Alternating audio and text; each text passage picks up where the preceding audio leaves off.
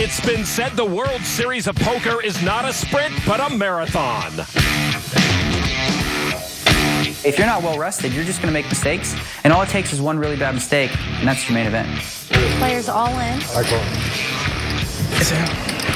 Halfway through day 3 of the 2011 main event, players are falling short of the finish line. Oh my God!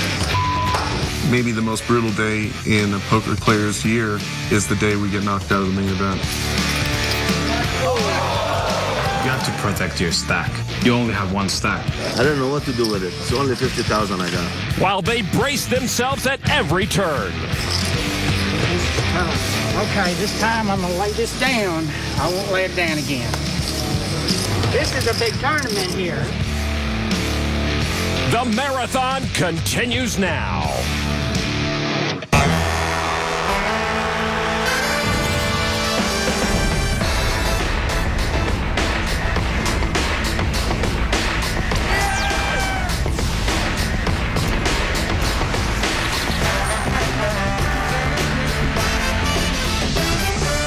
Welcome back to the 2011 World Series of Poker main event presented by Jack Link's Beef Jerky. I'm Lon McCarran with Norman Chad and Kara Scott. Tonight, the field continues to shrink as day 3 wraps up.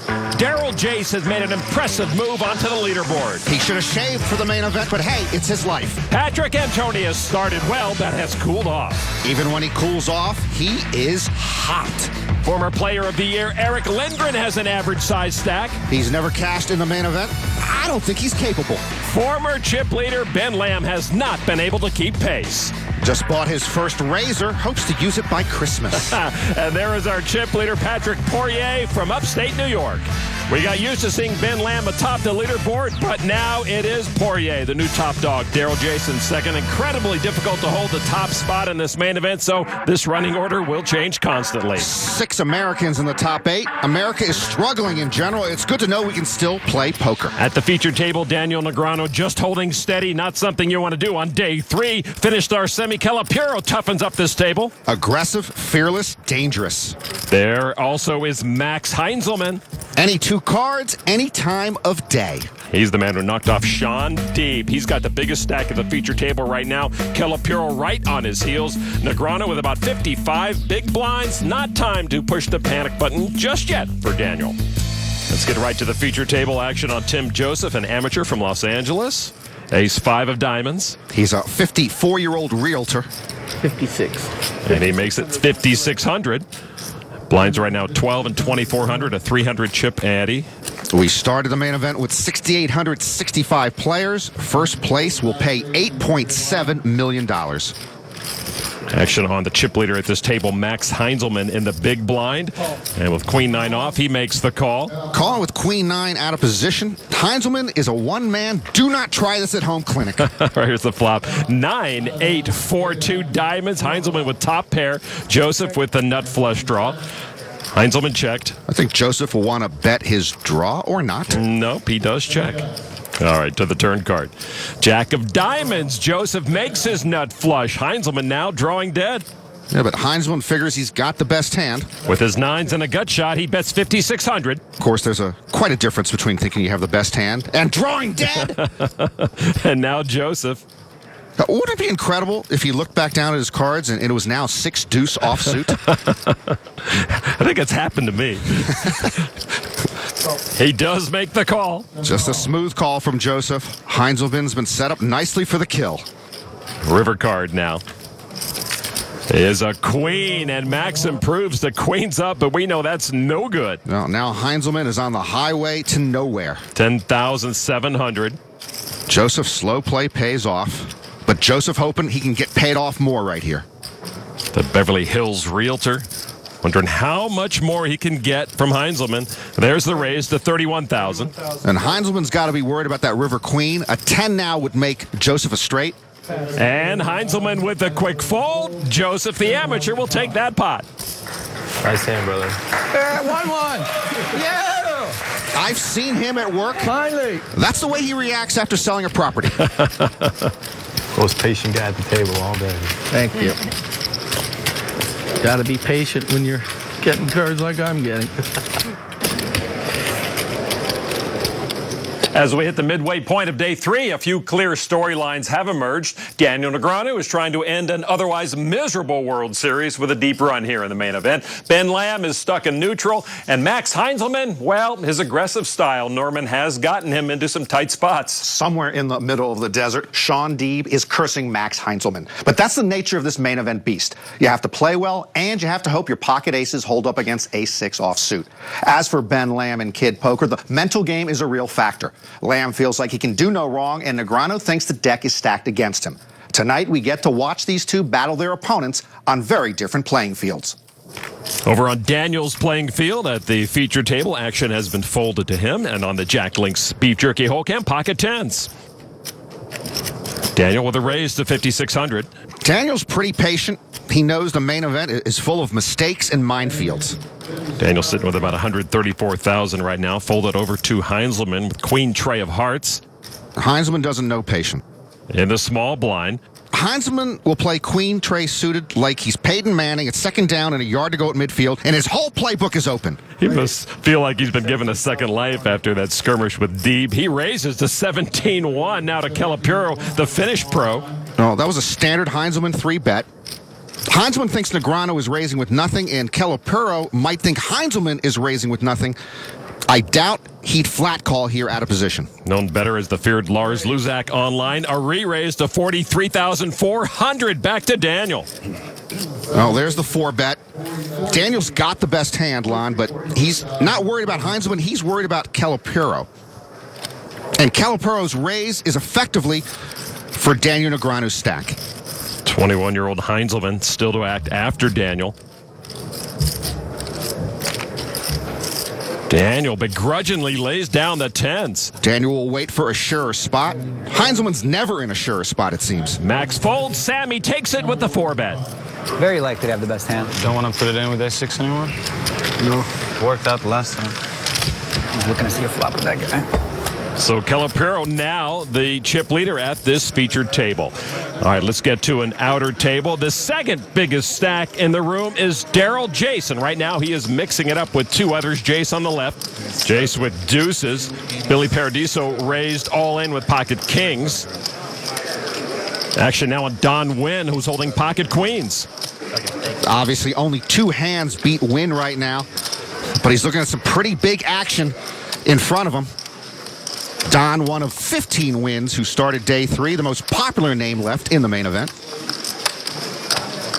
And he looks like he's given up the queens. He does. And a snap call from Jace with deuces. Boy, one smart fold, one not a smart call. And I can't believe how quickly Daryl Jace called that. It was for 1/3 of his remaining stack, and at best he was going to be in a race. Paradiso in great shape to double, but there's a deuce in the window, and Jace makes the deuces sing. Or the 23-year-old Paradiso from Holiday, Florida, about to go on holiday from the main event. He is reeling after seeing that flop. Turn card, no help. So Paradiso, one card from elimination. He can't believe it. Jace accumulated a big stack, maybe by catching cards like this. Paradiso's pretty savvy. He's texting ahead for a cab. He's got to have a king. The river card, the ace of spades, and the deuces knock out the kings. No time for a handshake, and Kara Scott better run to try to catch him. So Paradiso hitting the exits quickly. Daryl Jace cashed in the 09 main event, and while he's still quite a ways from repeating that feat, taking the tournament chip lead in that fashion could be a good sign of things to come for this 23-year-old. Welcome back to the World Series of Poker main event. One picture still to be added to this 2011 Wall of Champions. There are still players in the pavilion here at the Rio, but the field should shrink enough by day's end to fit the entire field into the Amazon room. The former chip leader, Ben Lamb, has not been able to increase his stack here on day 3 out at the secondary table. Sitting with him at this table is the 1996 main event champion, Huckleberry Seed. Huck has not been able to get anything going, and that is clearly reflected in his chip count. Lamb and Alexander DeBoos run 1-2 at this table, but it's the short stacks who will define the action here. 3 players with 25 big blinds or less at the table. It'll just be wait and see until they want to push. Folded 2, Ben Lamb. He has ace-jack. Looks so trusting, plays so tricky. Pot Limit Omaha is his best game, but it looks like No Limit Hold'em might be his second best game. Ben won his only bracelet in PLO this year. Action folded to the 27-year-old German Alexander Debus, now living in Austria. On the button with 8, 7 of hearts. Come on in, the water's fine. Debus and Lamb have been at it all day. He does make the call. In the small blind, Andrew Broussard with pocket kings just calls. He slow played pocket aces earlier on day 3. That didn't work. He'll try it again here with pocket kings. The big blind folded, so 3 players will see this flop. 9 trade jack. Broussard still ahead with the kings. And he checks. Now to Ben Lamb with a pair of jacks. No reason for Lamb not to like top pair, top kicker. And Lamb does bet 9,500. Debus picked up a gut shot straight draw, and he will get out of the way. Now, Broussard with the kings. Looks like he's going to raise it up. He does to 20,600. Broussard announces himself with that check raise. It's not a big check raise, and Lamb might put him on a straight draw. Lamb makes a call for just over 11,000 more. We're heads up to the turn. 4 of clubs, no help to Ben Lamb. This one's working out nicely for Broussard. Broussard, 27-year-old from Vegas with a bet of 26.6. Again, not a real big bet, Lon. Less than half the pot. But Ben's got to wonder why Broussard doesn't want a free card, particularly if you were on a draw. Ben makes the call with top pair, which we know is second best. River card, Queen of Diamonds. Broussard's kings hold up.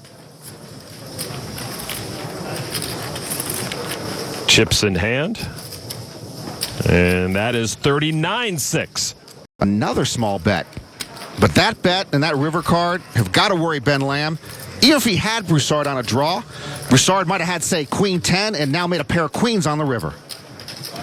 Ben Lamb mucks his hand, and Broussard's kings will win that pot. So this time Broussard's big pocket pair does hold up. Yeah, a smaller card on the river may have gotten more of Lamb's chips into Broussard's stack, but he's happy to have anything come his way at this point. All right, let's go to one of the outer tables and pick up the action there. Todd Brunson just shoved his last 46-4 into the middle with flush and straight draws and was called by Sasha Stancic and his pocket aces. It'll be pretty much a race for the rest of Todd Brunson's chips. Dad Doyle Brunson was knocked out of this main event on day 1. Todd has 3 main event cashes. Looking for help. The turn card brings it, a flush for Todd Brunson, and he has his opponent drawing dead, so Brunson will double up. Brunson real comfortable now with nearly 158,000 chips. Can I swear on TV? I tell you, that Todd Brunson runs lucky, does he not? Actually, Todd usually runs rough in tournaments, it seems. His father's the lucky one. Yeah. As we head back to the featured table, let's get some insight from Sammy Calipuro on the benefits of having a big stack at the main event. If you have the biggest stack on the table, you cannot bust. In that point, you can take flips against the smaller stacks. You can put them in a bad spot because they can bust out and you cannot. So you can play more hands and you can gamble a little bit. It's not that bad at that point. You can put the pressure on the smaller stacks. That's important. When I cashed earlier at this World Series, Lon, I had the big stack, and the little stacks were running for cover. What a golden moment that was. And now it's time for the Jack Link's Beef Jerky wild card hand. We'll see if you can have another golden moment here as Calipuro has the wild card hand and a raise to 5,500. I'll put Calipuro on Ace King for kicks. Amateur Paul Petralia, a corporate jet pilot with Ace Jack. Playing his first World Series. He makes the call. If I weren't talking about poker on TV for a living, Lon, I'd probably be a jet pilot. Wouldn't that be fun? Joseph folds his button. Christy gazes in the small blind with 9-8 of hearts. She's a poker pro and now an options trader. I couldn't do that. Too many options. She likes her suited connectors and makes the call. Daniel with Jack 10 in the big blind. He can't resist a bargain. Heck, he got that jacket on sale at an Army surplus store. Daniel's not suited, but he makes the call. 4 players will see the flop, including the wild card hand. Queen, Ace, 6. Christy gazes, misses. Daniel Negreanu with a Broadway draw. They both check to the razor. Calipuro will make a continuation bet. And, of course, I think he would continue to bet here anyway with Ace King. 12,800. Smells like Ace King. Tralia with top pair. Calls for 12-8. Gazes, lays it down, as does Daniel, so heads up to the turn. This is easy, Lon. Calipero is either ahead or behind right now.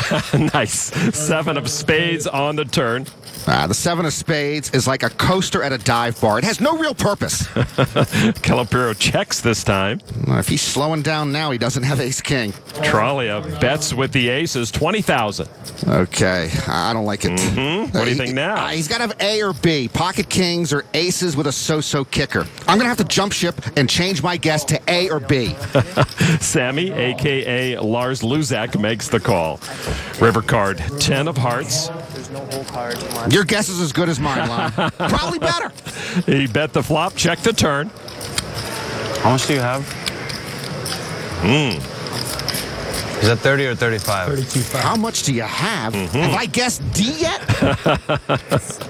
Not yet. And that would put Petralia all in. I wouldn't want to be in Paul Petralia's shoes right now. He's left with top pair for all of his chips, and I have no idea what Calipero has. He makes the call all in. Oh, and a straight. He had 9-8. I nailed it. No? No. Nice hand. Nice hand. Yeah, 10 high straight is a nice hand. All right, good playing with everybody. Well, Calipero talked about picking on the smaller stack, but right there he needed runner to win that one. And he does win the Jack Links Beef Jerky wild card hand. The big stack at this table gets even stronger. He is known as a feared online player. He's doing it live as well. How much do you have? A moment ago, Sammy Calipero river to straight to increase his stack as he becomes a bigger threat at this main event. Nice hand. Nice hand. On his way out, you heard Petralia give Calipero a courtesy nice hand, which made us wonder what exactly does nice hand mean at the poker table. Nice hand has a ton of different meanings. It can mean something good.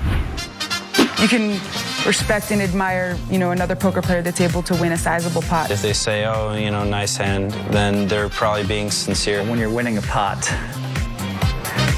When I say nice hand, I genuinely mean it. But a lot of people, when they say nice hand, it means something very different. It means something bad.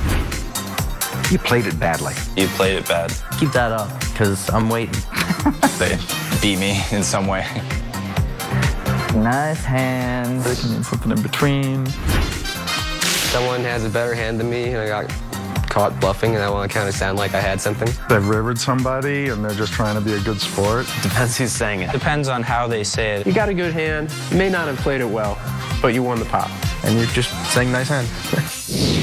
Nice hand usually means you got lucky on me, don't do it again, or I will fry an egg on your forehead. Even with so many players remaining, Frenchman Guillaume Darcourt stands out with his pink hair and huge stack. He leads here with pocket sevens. Post-flop against the Broadway draw of Jared Jaffe. 15,000 to Jaffe. Dyed hair is the new black, Lon. First Heinzelman, now Darcourt. Jaffe makes the call. Every other person at this table has an iPod or an iPad. Is this the main event or an IT expo? The expo's down the road here in Vegas. Turn card another. Trey Guillaume with 2 pair now, and he bets 28,000. Darcourt knows the tray on the turn never really changes a thing. And Jaffe gives it up. So the iPad beats the iPod. That's pretty much the big stack beating up on the small stack. Even with that small win right there, Guillaume Darcourt is currently the overall leader here at the 2011 main event. Back at the feature table, day 3 has so far not been the kind of day Daniel Negreanu was hoping for, up marginally to this point. Action on Heinzelman, he lays it down. Now to the table leader, Sammy Calipero, he gives it up. Folded over to Tim Joseph, our amateur Beverly Hills realtor with 10-8 of clubs. 10-8, that's a bad hand in 2 games, poker and blackjack. But he does raise with it to 5,600. Fold to Norse and Saho in the big blind with pocket jacks. He's from Brazil. He attended Anhembi Morumbi University in Sao Paulo. I believe they are the Thundering Herd. He raises to 14,000. Thundering Herd. Jack looks like a good hand in poker, but it's really a better hand in blackjack. But you don't split 10s in blackjack, Lon, do you? Never. Joseph calls for 8,400 more. Heads up between 2 players who started with just 98,000. The flop 10, Trey 10. Joseph with trip 10s. Jack's up, no good for Saho. But Saho is comfortable with Jack's up. Break us in 8 minutes, right? And he does bet 12,200. PGA. Joseph, who has Saho slightly covered, makes the call. Joseph following his blueprint from before when he simply smooth called with an ace-high flush on the turn. 9 of spades is no help to Saho. But he seems unconcerned about that. And he bets 16,300. Saho still thinks he's best, I believe. Joseph's call on the flop did not deter him. I'm all in. And Joseph raises Saho all in. Well, if Saho was betting for information here on the turn, he just got it. The amateur is screaming to him, "I've got a monster." Will Saho hear him? Joseph looks like he's doing a little dance under the poker table. Saho calls for his tournament life with just a 5% chance to stick around. Saho is shocked to see trip tens. So Joseph sitting very pretty after a tremendous flop. Saho with one card left in his main event, perhaps. Saho called all in, and now the Brazilian pro has to have a two-outer to stick around. He needs a jack. River card's a 6. Saho's done. That's fine. Good hand, But this is almost as good as commission on a Beverly Hills house. Tim Joseph doubles his stack with that knockout. Saho will head for the exits. I thought he had something right around that. So Tim Joseph with almost 200,000 chips now beginning to gain some confidence at this main event. But Joe Navarro might have some tips for how he carries himself at the poker table. Notice Tim's body language, sitting very high, very confident, chin high. Norson misses this, but the most important thing he misses is the second clue, and it has to do with Tim's feet. Watch here. We're going to see his feet are jiggling, and what that means is he's got happy feet. He feels very confident, he's elated, he's got a great hand, and Norson just completely misses this cue. Heck, I would have missed it too unless I was sitting under the table or giving Joseph a shoe shine at the time. How are you supposed to know he's tapping his feet when you're half a table away? Back of the outer tables, Patrick Antonius trying to knock out 24-year-old Josh Hillock of Florida standing on the left. He holds pocket tens. Patrick with ace-jack. The flop is no ace, no jack. Hillock still good. Is it my imagination, or does Patrick look particularly good today? Turn card another 6. I have a full house. Yeah, you do, but you don't want quads. River card 7 of clubs, and Hillock will survive with that full boat. 100,000 chips now for Hillock back in action. Antony is so feared at nosebleed online games, but just another tournament grinder in these parts. Patrick gave up about 25% of his chips there. I think Patrick was a little late with a nice hand there. Nice hand from the loser and the winner. Every hand, though, at the main event is a nice hand for someone. Back at the World Series of Poker main event presented by Jack Link's Beef Jerky. The main event bracelet is front and center. Over at the secondary table on the left, Alexander DeBoost with queens. Just 6-bet Andrew Broussard with jacks pre-flop. All in. And Broussard 7 bets all in. I call. And a call from DeBoost and the queens. Aces and kings, I'm guessing. After some back and forth on the feature. Pocket jacks, Lon. You can't win with them. You can't muck them. Broussard's in dire straits. DeBoost and his queens locked and loaded to knock Andrew Broussard out of this tournament. And there's a queen in the flop. That's not good for pocket jacks. The pocket jacks now a 19-1 underdog. Two 27-year-old pros. DeBoost has Broussard nailed. Broussard, to his credit, doesn't look like he's going anywhere. He needs runner. It's another 7, and that ends it. DeBoost turns a boat. Broussard is gone. Good game. DeBoost going with good game, the winner's version of nice hand. And the Las Vegas pro has a short commute back home. DeBoost now with almost 600,000 is the leader at this secondary table. To the outer table now of Las Vegas pro Kevin Saul, one of the biggest stacks with 662,000. His table-mate Ara Malikian has the action and ace-king of spades. And a raise to 5,300. Malikian, a 28-year-old poker pro from New York City. Folded over now to Amanda Musumeci. Pocket tens. A 26-year-old pro from Philadelphia. A couple of cashes at this World Series. The sleeves of that sweater, I believe, are designed to hypnotize opponents. She makes a call for 5,300. And now over to Kevin Saul with 6-5 off in the big blind, and he'll come along. A tough player. He's in the mood to rock and roll with 6-5 off. He's known as below above online. 3 players see the flop of 9-7 jack. Saul with a gut shot that's no good. Checks. Malikian checks. Now Musumeci with the 10s and a draw to a higher straight than Saul. And she bets 9,200. Kevin Saul now with a raise to 27-8. Malikian folds. Wow, I like that check raise. He's telling Amanda, I've got the best hand, but he's bluffing, and she's not buying it. And she does make the call. So heads up to the turn, a tray, and that gives Saul a straight draw he can work with, but he checks. Musumeci checks behind. Another jack. Kevin Saul dead in the water except for his aggression. He'll try it again. 47-7. But if he's repping trip jacks here, don't know why he would have checked top pair on the turn. Amanda makes the call, and Saul will show his busted straight draw. I like the way he turned over the 6-5. Here's my squadouche. Deal with it.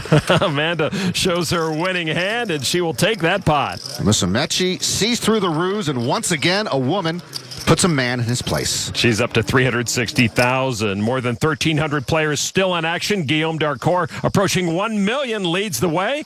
It's been a good day for Eric Lindgren. He ended day one with 6,500 chips, so that's pretty impressive. Marriage must agree with him. 2010 November 9er, the last remaining in this field. Joe Chung also up for the day. He's only got to get through 1,300 more people to make back-to-back November 9s. Patrick Poirier told us he set a day 3 goal of 350,000. Well, he's done that and more. All right, brother, at least take him to the last table. And it looks like Jason Alexander's gone. You know, Kramer had a gambling problem, but he would have been proud of George right here. All right, let's get back to our feature table. Action is on Tim Joseph. Oh, a wardrobe change for the realtor. It's a tell that he has terrible taste in baseball teams. With ace-king off. Hey, I'm a Pirates fan, but it's been a miserable 18 years. A raise to 5,600. Folded over to Heinzelman with queen 10 of spades. Something tells me Heinzelman is a fan of Cirque du Soleil. He makes the call. Calipuro now. Top stack at this table on the button. 7-5 of hearts. He calls as well. And the 2 blinds lay it down. And so 3 players will see the flop. I do like the jacket. Jack, king 4. Joseph, top pair with the best kicker. And he's going to bet it. 12,200. Heinzelman with an up and down straight draw. 12-2. And he makes the call. Sammy missed and says, I'm done. Top pair, top kicker versus the man with a draw and a betting disorder. Heads up to the turn. 7 of diamonds. Joseph's hand is still good. This time he checks. Heinzelman could take a free card, but I believe he must bluff at a pot twice per hour to stay in the Bluffman's Union. He got no help on the turn. He has chips in hand, and there it is, 25,700. How much? 25-7. He just looks like he never has a hand. I wonder if Joseph has happy feet right now. And with the pair of kings, he raises to 51,400. Boy, I didn't expect that. Heinzelman's got nothing, but he is capable of raising Joseph all in here. Heinzelman on the draw. Needs almost 26,000 more to call, and that's what he does. He disappointed me there. He just looks like he has nothing. River card is 6 of clubs, no help to Max. Joseph sitting pretty. A tiny bet of 30,000. Joseph keeps control of this hand, but I'm telling you, Heinzelman still might raise him with nothing. We have seen Heinzelman do that before, but he would need a master bluff to push Joseph off his hand. Do it. Do it! It would make my day. I think he's waited too long to raise here. And Heinzelman does lay it down, and Tim Joseph will take another pot at this featured table. Joseph enjoying his time under the bright lights on the biggest stage. Wasn't laying that one down. And he puts another ding in Max Heinzelman's chip stack. From far away, the lights of the Las Vegas Strip beckon all to come and play. Inside the Amazon room, Daniel Negreanu holding a center court and trying to make a run, which is about par for the course. Yeah, this is a lot of Oh, that felt good. Daniel Negreanu, 37 years old, Las Vegas, Nevada. When I got addicted to golf, I felt like I have room for this, I want this, I can afford this, let's do this. Oh, that was good. The mental aspect of poker and golf are very similar. I mean, in poker, sometimes you get your aces beat, and the question is, what do you do then? You go on tilt, you start steaming and lamenting your bad luck, and with golf, you're gonna hit bad shots. The key to both is being able to reset your mind. So for me, learning how to do it at the golf course makes poker even easier. You can't teach personality. The core group of players today have the same story. You know, they're very good, but they don't necessarily translate to the mainstream audience as well in terms of ooh, I really want to root for that guy, because with the hoodie and the glasses and the same sort of robotic moves, it's basically all the same person.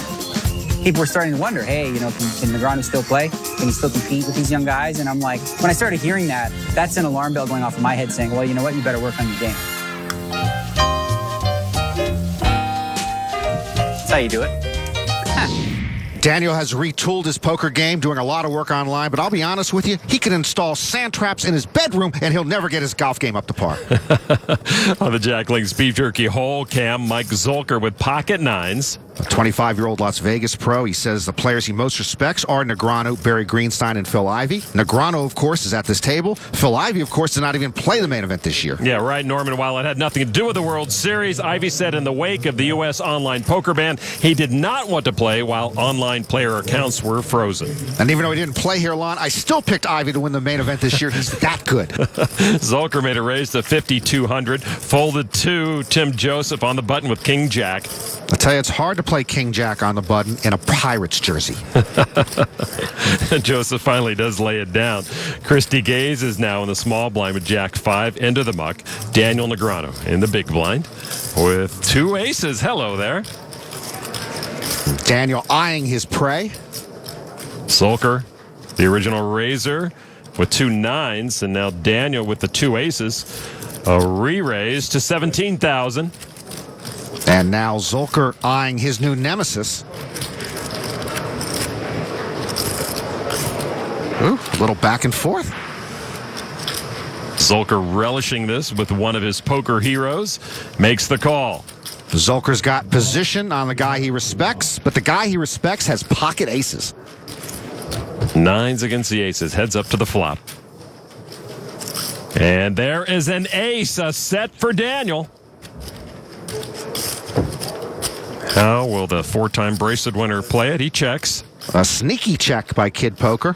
Might get him value later on. Zolker, who made a World Series final table in 09, checks as well. Turn card 10 of clubs. Zolker now drawing dead. Negreanu couldn't get Zolker to bite on the flop, so he'll have to do his own bidding here. Daniel puts out 19,800. Zolker could be thinking Daniel is just on a draw, so the pocket nines might be good. I guess that's what he thinks. He made the call.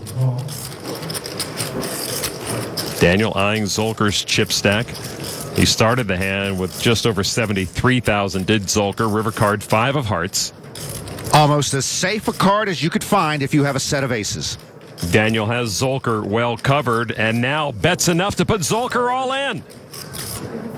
Lon, I don't know if Zolker wants to stake his main event on a pair of nines. If he folds here, he'd be left with just 15 big blinds. I call. Zolker does call all in, and now he can call the valet for his car. Done in by Daniel Negreanu. Why? Zolker's got to be asking himself right now. No, nice. Zolker will begrudgingly make his exit from this featured table. Negreanu up to almost 200,000 now. Nice hand. Nice game. Daniel gets 2 nice hands. Frankly, I prefer if they just said Gesundheit rather than nice hand. Daniel above chip average now. Over at the secondary table where Ben Lamb is no longer chip leader of the tournament, nor even of his table. That mantle belongs to Alexander DeBoos. Lamb with about half the chips of the tournament leader right now. 1996 world champ Huck Seed, the short stack at this table with just 12 big blinds. Okay. Let's hope he lays the deuces down again. And they're all in the middle. I won't fold it this time. Did you even look at your hand? Of course I saw my hand. I called. Huck put it all in blind. Of course I saw my hand. We have it all. You didn't look, right? Feature table. Huck Seed has moved all in from the small blind. You look. He has the 10 of spades and the 4 of clubs. You saw I didn't look. Ben is called. He has the I really didn't see that behind her. Huck will be at risk here. He has fewer chips. I'm not at risk. I got 10-4. I already told him I was going to double him up today. I can't blame you for calling with an ace-7. Here's the flop. 8 tray 8. Ben still ahead with his ace. Huck, 28 years old when he won the main event. He also final tabled the main event in 1999. 29. What was your minimum to call there? No, I saw the ace. I was pretty sure I was going to call. And that pairs Huck. He takes the lead. Huck has made a pair of 10s. Well, it's not over yet. It would only be over for Huck Seed if an ace hits the river. The river sees a 9 of spades, and Huck Seed will double up to almost 61,000.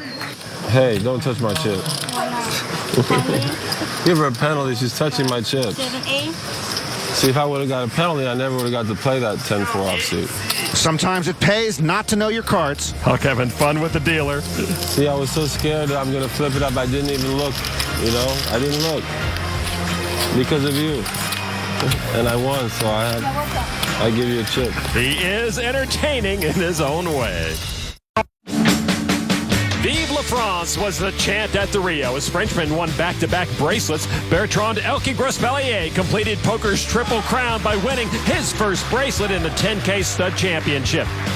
And in the $1,500 pot limit Omaha event, amateur Elie Payon from Orléans, France, continued the national tradition, taking home nearly $300,000 for his victory. Je m'appelle Elie Payan et j'ai gagné mon premier bracelet du WSOP. A look at bracelets won by players' nationality confirms the international flair of the World Series. The U.S. with 35, Canada won 5, though none from Kid Poker, who spoke with Kara Scott earlier about his new table. Thanks for giving us a couple of minutes, Daniel. Your table has changed a lot since this morning. Give us your thoughts on it now. Well, I mean, it's completely changed. Now that Adam Junglin's here as well, he's another tough player. But Adam and I, we're both instructors at the same poker VT, so he thinks like I do. We know how we play, so I'm not as worried about him as I am Lars Luzak and Massimiliano, who are really aggressive and wild on my left. But so far, I feel like I've got the best of them, and I feel like I've picked up a few things. So I feel really good about my chip count and the situation right now. Daniel's chip count up over 231,000 right now. Calipero still the table leader. And as Daniel mentioned, his friend Adam Junglin has joined the table. With a lot of chips. 23-year-old from Stowe, Ohio. Action on Christy Gazes has pocket jacks. She's primarily a cash game player. She had a long-time rule she would not move up to a higher limit unless she had 3 consecutive winning sessions. A raise to 6,100 with the jacks. Folded over to Max Heinzelman with ace-9 off. I think Heinzelman has a rule he must play at least 3 consecutive hands. He makes the call. Folded around to the big blind. Zach Famey with 2 queens. The Las Vegas Pro told us his favorite hand is 2 red queens. This is not 2 red queens. I'm all in. But with a red queen and a black queen, he does move all in. Christy holding the Lon McCarron Memorial hand. She seems to sense imminent danger. I call. But she does make the call to put Famey at risk. Heinzelman drops out, so heads up. Famey trying to double up through Christy Gazes. I think Christy had to call there for half her stack. And like Sammy Calipero said earlier, in those spots, you just want to make sure you have a stack that well covers the other player. Here's the flop and a queen in the window. A set for Famey. Gazes all but done in this hand. 1% is not good, and that little less than symbol in front of the 1% is worse. Turn card, the 6 of diamonds. That ends the drama. Gazes drawing dead. Famey will double to almost 142,000. Alon, my new project is that I'm going to wander card rooms throughout the land and keep a record of how many times Pocket Jacks actually wins a pot. You just need a Post-it note to keep track. Gazes loses more than half her stack right there. She's left with about 25 big blinds. Over now to 11-time bracelet winner Phil Hellmuth. With Queen Jack, Phil will see a flop with two others. Graham Ladd with Ace Queen of Spades. And Gary Gates with 6 tray, almost $25,000 in the pot. Here's the flop.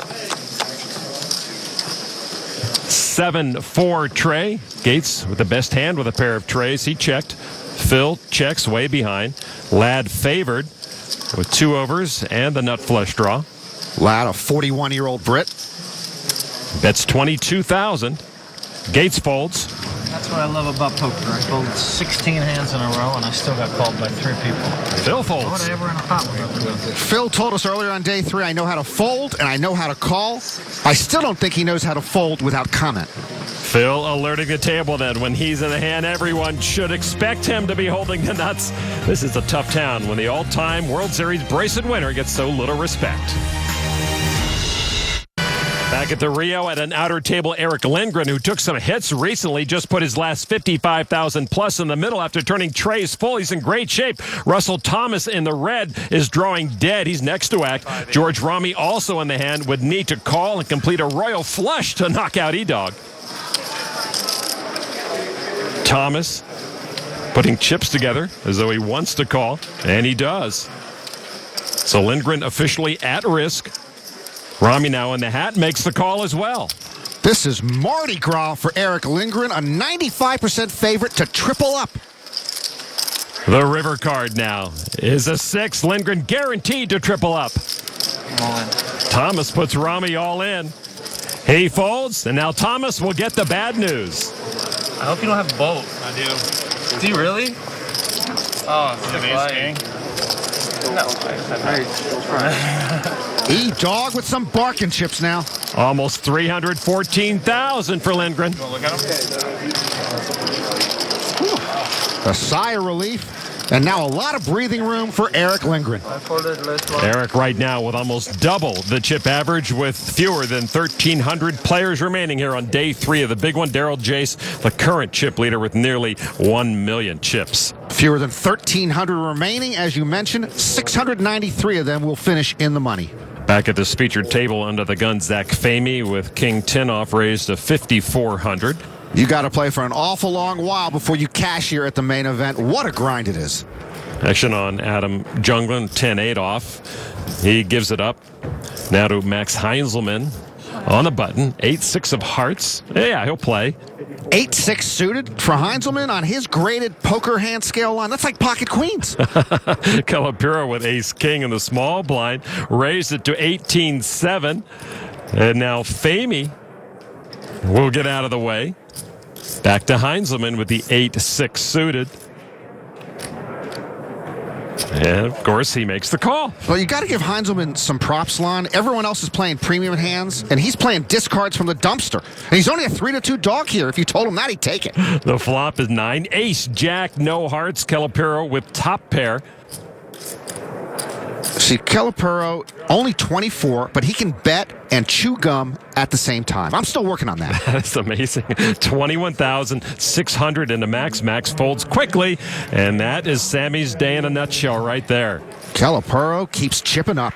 He's over 440,000 now, very confident and in control of his table mates. Back now to the secondary table.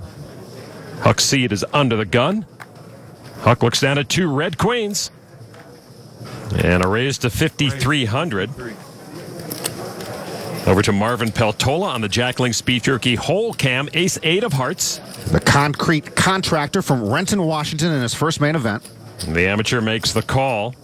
That's the great thing about the main event, Lon. One day you're schlepping bricks to a work site. The next day you're in a hand against a world champ.